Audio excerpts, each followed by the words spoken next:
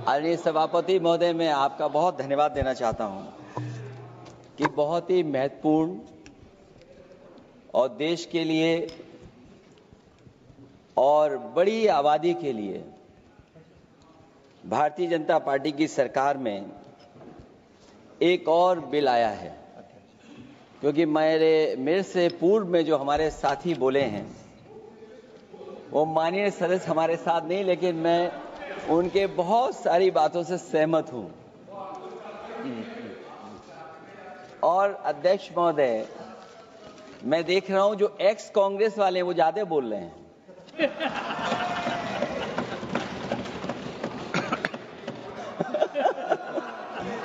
आदरणीय अध्यक्ष महोदय,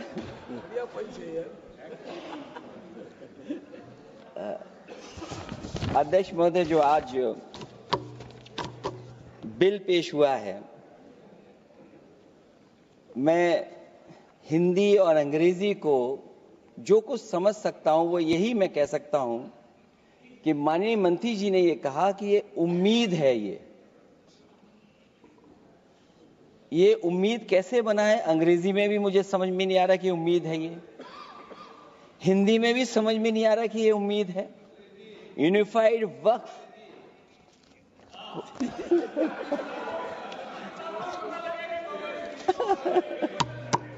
अध्यक्ष महोदय, यूनिफाइड वक्फ मैनेजमेंट, मैं अकेला काफी हूं। अध्यक्ष महोदय, ये अध्यक्ष महोदय, मैं समझ सकता हूं कि मैं वो बात छेड़ना नहीं चाहता था, लेकिन क्या करूं, मजबूरी है अब। अध्यक्ष महोदय, अभी माननीय सदस्य लोग ये कह रहे हैं कि हमारे सदस्य नहीं है यहां पर जो हमारे साथी हैं, लेकिन अध्यक्ष महोदय मैं ये कहना चाहता हूं, अध्यक्ष महोदय मैं ये कहना चाहता हूं, ये जो बिल लाया जा रहा है, भारतीय जनता पार्टी में एक मुकाबला चल रहा है। भारतीय जनता पार्टी के अंदर मुकाबला चल रहा है कि खराब हिंदू कौन बड़ा है। और ये बात अध्यक्ष महोदय मैं ऐसे ही नहीं कह रहा हूं। जो पार्टी ये कहती हो कि दुनिया की सबसे बड़ी पार्टी है, अध्यक्ष महोदय वो अपना राष्ट्रीय अध्यक्ष नहीं चुन पाए अभी तक।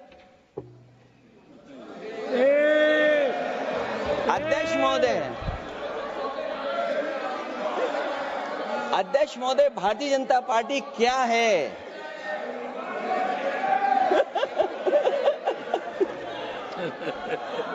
जी, मैं अखिलेश जी ने बहुत हंसते हंसते कहा है, इसको हंसते हंसते जवाब देना। इस सामने जितनी पार्टियां हैं उनका राष्ट्रीय अध्यक्ष उन 5 लोगों को ही चुनना है परिवार के।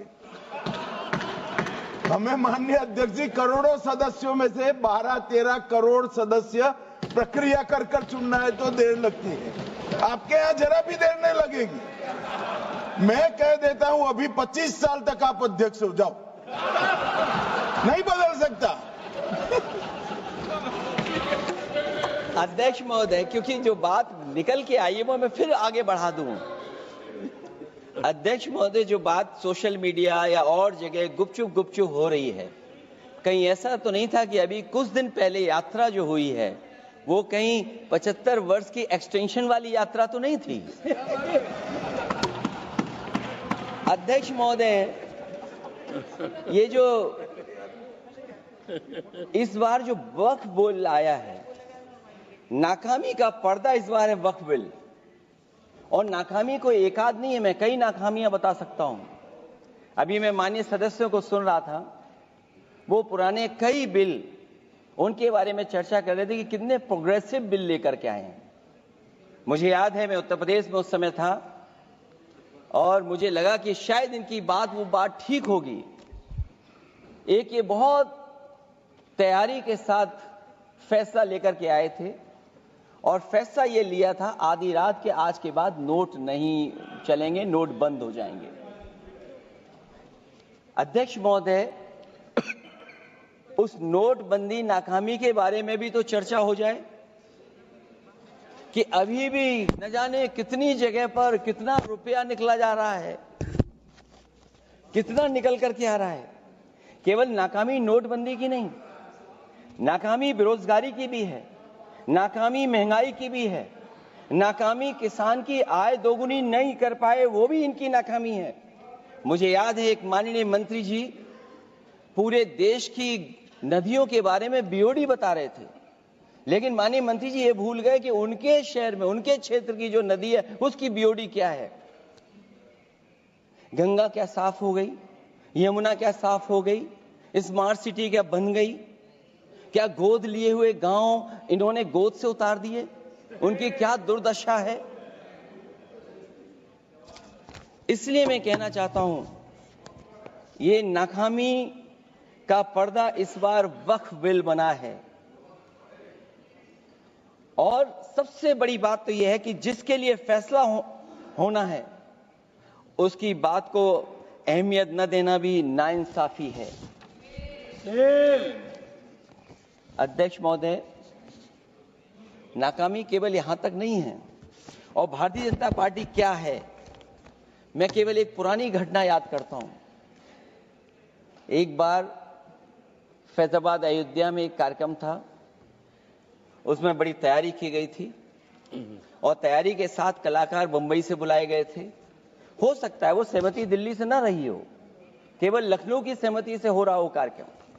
और जब कार्यक्रम की पूरी तैयारी हो गई, भगवान श्री राम बनकर के कोई आ गया, लक्ष्मण बनकर के कोई आ गया, मां सीता भी बनकर के कोई आ गया, हनुमान जी, और भगवान हनुमान भी बनकर के कोई आ गया।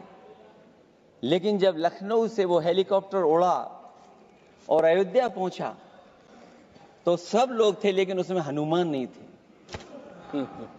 अध्यक्ष महोदय, मैं भारतीय जनता पार्टी के लोगों से कहूंगा कि जानकारी करिए कि आखिरकार भगवान श्री राम थे, लक्ष्मण थे, सीता थी, लेकिन हनुमान क्यों नहीं थे? हनुमान इसलिए नहीं थे, शायद उनकी जात या धर्म कुछ और था।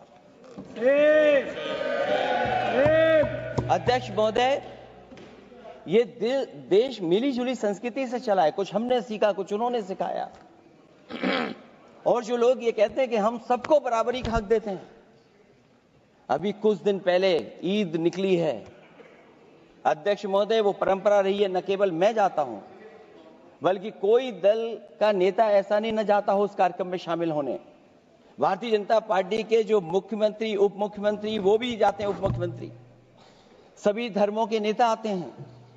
लेकिन पता नहीं इस बार क्या साजिश थी, षड्यंत्र था कि वहां पर कुछ पाबंदी लगी हुई थी। अगर किसी कारण पाबंदी लगी हुई थी तो बात समझ में आती है, लेकिन जब जानकारी हुई है, किसी को नहीं पता था कि पाबंदी क्यों लगी है कि आप नहीं जा सकते वहां पर कार्यक्रम में शामिल होने। क्या यही भारत है, यही संविधान हमें रास्ता दिखाता है? अध्यक्ष महोदय, मंत्री जी बताएं हमें, वो खुद भी माइनॉरिटी हैं, भगवान बुद्ध के रास्ते पे चलते हैं। भगवान बुद्ध का रास्ता दूसरा है। हम आपको अपना मानते हैं तब भी जब आप हमारे बहुत सारे ग्रंथों को नहीं मानते, तब भी हम आपको अपना मानते हैं। आप हमारे पुराणों को नहीं मानते हैं, आप हमारे उपनिषदों को नहीं मानते हैं, लेकिन सोचिए, हम हिंदू वो लोग हैं जो आपको स्वीकार करते हैं और गले लगा करके चलते हैं। अब मैं दूसरे धर्म पे नहीं जाऊंगा, कोई नाराज हो सकता है। मैं दूसरे धर्म के बारे में नहीं जा सकता, मैं केवल यही बताता हूं। और मैं उत्तर प्रदेश में, अध्यक्ष जी, जहां से आता हूं, मैं अपमान नहीं कर रहा हूं, मैं सच बोल रहा हूं।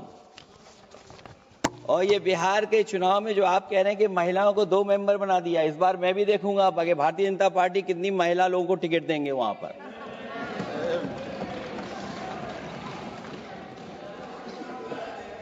अध्यक्ष महोदय, भाजपा जब भी कोई नया बिल लाती है तो वो अपनी नाकामी छुपाती है।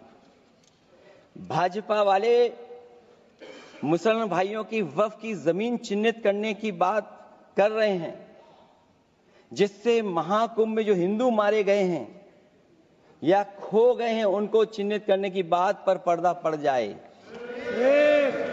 अध्यक्ष महोदय, मुझे खुशी इस बात की कि हमारा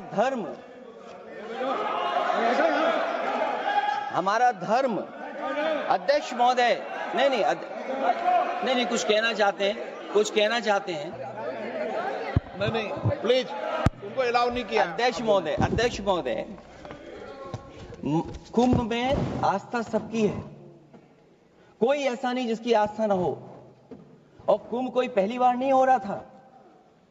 ये भारतीय जनता पार्टी के लोगों ने ऐसा प्रचार किया कि 144 वर्षों के बाद पहली बार महाकुंभ होने जा रहा है और लोग निकल पड़े। सरकार ने कहा कि हमारी तैयारी 100 करोड़ की है। आप कहते टेक्नोलॉजी का हम इस्तेमाल करेंगे, जमीनों को हम मैपिंग कर करके डेटा एंड रिकॉर्ड ठीक करेंगे। अध्यक्ष महोदय ये बताएं कि वो 30 लोग कौन थे, उनके नाम क्या थे जिनकी जान चली गई, न केवल जान जाने वालों की, बल्कि अध्यक्ष महोदय ये सरकार बताए कि जो लगभग 1000 हिंदू खो गए हैं, जो अभी तक नहीं मिले, जो अभी तक नहीं खोज पाए हैं, वो 1000 हिंदू की सूची कहां है?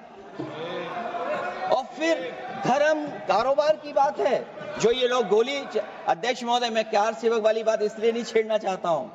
अध्यक्ष महोदय ये शायद माननीय सदस्य जानते नहीं कुछ सच्चाई नहीं जानते। अध्यक्ष महोदय ये संविधान की वजह से, संविधान को बचाने के लिए, हिंदू एकता को बचाने के लिए कुछ फैसले लिए गए, लेकिन एफआईआर हम लोगों पे नहीं लिखी गई थी। एफआईआर उन पे लिखी गई थी जो बेचारे तैयार हो गए थे सुबह, लेकिन पता नहीं कहां से फोन आया था, कहा था कि अब तैयार तो हो गए हो लेकिन आप शिलान्यास में नहीं आ सकते। इसलिए बात को इधर से उधर नहीं में ले जाना चाहता। अखिलेश जी जरा वक्त पे भी आ जाओ। अच्छा वक्त पे आ रहा हूं। नहीं वक्त पे अध्यक्ष इसलिए आ रहा हूं क्योंकि वक्त समझने के लिए भारतीय जनता पार्टी की सोच क्या है। और ये अध्यक्ष महोदय जब ये कह रहे हैं कि इससे कारोबार होगा, अध्यक्ष महोदय धर्म की चीजों से कारोबार नहीं हो सकता। हमारे उत्तर प्रदेश के मुख्यमंत्री जी ने भी कहा कि कारोबार होगा। वो 30 की गिनती में उलझे हुए हैं, जैसे 30 मार खाए वो। उनसे पूछा कि जान कितनी गई, वो 30। उनसे पूछा कि कारोबार कितने का होगा, 30 गुणा 10,000 करोड़। सोचिए कुंभ हमारा क्या कारोबार की जगह है? और फिर उसका कौन नापेगा, कैसे नालाएगा? और फिर हमारे माननीय मंत्री जी कह रहे हैं कि जमीन चाहे वो रेलवे की हो, चाहे वो डिफेंस की हो, वो भारत की जमीन है। मैं भी स्वीकार करता हूं कि रेलवे की जमीन भी भारत की है, डिफेंस की भी जमीन भारत की है। क्या डिफेंस की जमीन नहीं बेची जा रही मंत्री जी? अध्यक्ष महोदय क्या रेलवे की जमीनें नहीं बेची जा रही हैं? अध्यक्ष महोदय केवल यहां तक नहीं, कितना हस्तक्षेप होता है। वक्फ भी भारत के, इसीलिए तो कहीं ना कहीं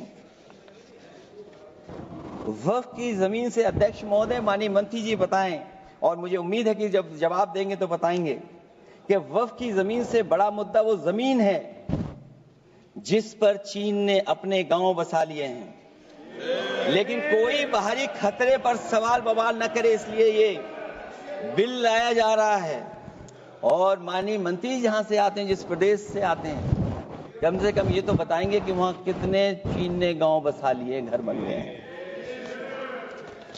अध्यक्ष महोदय आपके माध्यम से सरकार गारंटी दे कि वक्फ की जमीन कभी भी किसी भी पैतरेबाजी से किसी और मकसद के लिए किसी और को नहीं दी जाएगी। वक्फ की वर्तमान व्यवस्था में चाहे 5 साल के धर्म पालन की पाबंदी की बात हो, या कलेक्टर से सर्वेक्षण के हस्तक्षेप की बात हो, या वक्फ परिषद या बोर्ड में बाहरियों को शामिल करने की बात हो, इन सब का उद्देश्य मुस्लिम भाइयों के सार्वजनिक अधिकार को छीनकर उनके महत्व और नियंत्रण को कम करना है। ट्रिब्यूनल के निर्णय को अंतिम न मानकर उच्च न्यायालय में लेकर जाने की अनुमति देना दरअसल जमीनी विवाद को लंबी न्यायिक प्रक्रिया में फंसाकर वक्फ भूमि पर कब्जों को बनाए रखने का रास्ता खोलेगा। सबसे बड़ी बात यह कि वक्फ बिल के पीछे की न तो नीति सही है न नीयत, ये देश के करोड़ों लोगों से उनके घर दुकान छीनने की भी साजिश है। भाजपा एक अलोकतांत्रिक पार्टी है, वो असहमति को अपनी शक्ति मानती है। जब देश के अधिकांश राजनीतिक दल वक्फ बिल के खिलाफ हैं, तो उसे लाने की जरूरत क्या है जो जिद क्यों कर रहे हैं सरकार।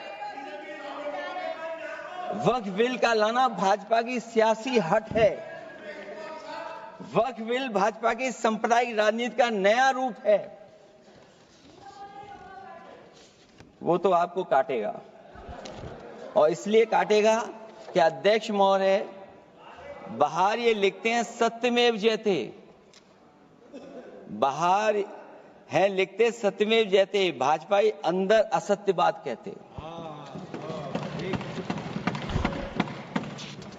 भाजपा वक्फ बिल लाकर अपने उन समर्थकों का तुष्टीकरण करना चाहती है जो भाजपा की आर्थिक नीति, महंगाई, बेरोजगारी, बेकारी और चौपट अर्थव्यवस्था से उसे छटक गए हैं। क्योंकि अध्यक्ष महोदय, जब से वोट में गिरावट आई है और खासकर उत्तर प्रदेश में भी, तब से भारतीय जनता पार्टी की कोशिश है कि अपना वोट कैसे संभाला जाए। ये वोट को संभालने के लिए बिल लाया गया है। भाजपा का लक्ष्य वक्फ की जमीनों पर है। इन जमीनों का नियंत्रण अपने हाथ में लेकर इन जमीनों को पिछले दरवाजे से अपने लोगों के हाथों में दे देना चाहती है। भाजपा चाहती है कि वक्फ बिल लाने से मुस्लिम समुदाय को लगे कि उन पर हक को मारा जा रहा है, वो उद्वेलित हों और भाजपा को ध्रुवीकरण की राजनीति करने का मौका मिल सके। क्योंकि अध्यक्ष महोदय, भाजपा का लक्ष्य यह है कि ध्रुवीकरण हो, क्योंकि वो जानते हैं कि ध्रुवीकरण जितना होगा उससे वो लाभ उठाने में आगे रहेंगे।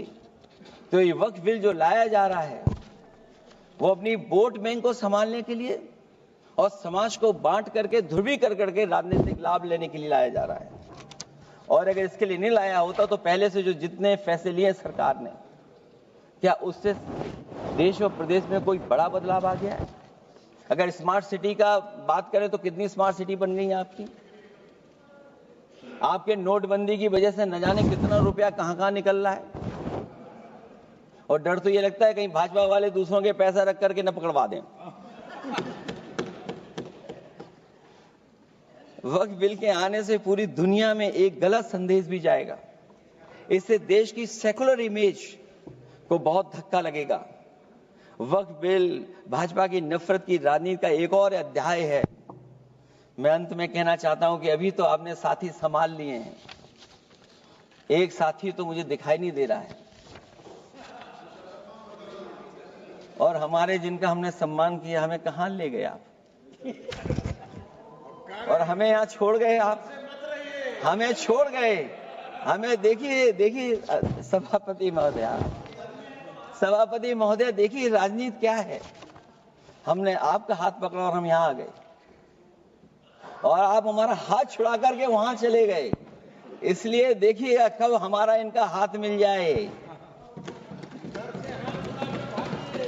और मैं अध्यक्ष सभापति महोदय ये कहना चाहता हूं कि वक्फ बिल भाजपा के लिए वाटरलू साबित होगा, क्योंकि ऊपर से तो हाँ कह रहे हैं, लेकिन अंदर ही अंदर बहुत सारे साथी सहमत नहीं है।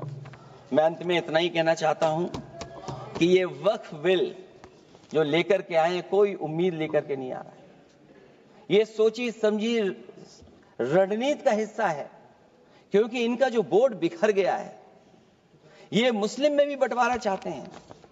मुस्लिम इस्लाम धर्म में कहीं बंटवारा नजर नहीं आता है, लेकिन इनकी कोशिश है कि इस बिल के माध्यम से हम मुस्लिम भाईचारा में भी बंटवारा कर दें। बंटवारा तो पीडीए करेगा। अभी देखिएगा सभापति महोदया, हमारे एक सदस्य कह रहे थे कि चुनाव बहुत अच्छा होता है, इनसे बेहतर किसने चुनाव देखा होगा? चलिए धन्यवाद। वोट ही नहीं डालने दिया। चलिए सभापति महोदया, मैं धन्यवाद देता हूं। मैं और अपने दल और साथियों के साथ कहता हूं कि समाजवादी पार्टी बिल का विरोध करती है, वोट पड़ेगा तो हम इसके खिलाफ वोट डालने जा रहे हैं।